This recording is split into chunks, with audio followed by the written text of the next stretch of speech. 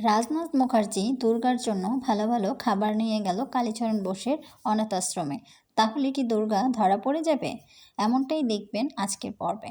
বিস্তারিত জানতে চ্যানেলটিকে একটা লাইক দিয়ে সাবস্ক্রাইব করে দিতে ভুলবেন না। নতুন পর্বে দেখা যাবে রাজনাথ মুখার্জি কালীচরণ বোসের সাথে ফোনে কথা বলতে থাকে।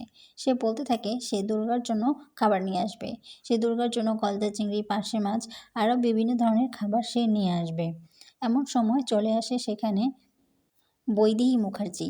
তখন রাজনাথ মুখার্জি কালীচরণ বোসকে বলে, আচ্ছা ফোনটা রাখো রাখো, খলনায়িকা চলে এসেছে।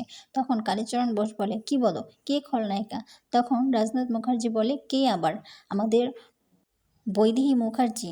তখন কালীচরণ বোস বলে, ও আচ্ছা ঠিক আছে, বৈদেহী মুখার্জি তখন এসে বলে, এই তুমি কার সাথে কথা বলছো? হ্যাঁ।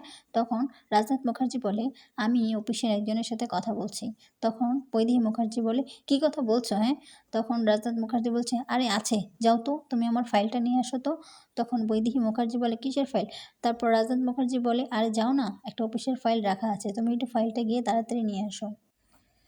এই ফাঁকে রাজনাথ মুখার্জি ফ্রিজ থেকে খাবার বের করে দুর্গার জন্য খাবার রেডি করে। সে কালীচরণ বোসের বাড়িতে এগুলো নিয়ে যাবে। কি হতে চলেছে আজকের পর্বে?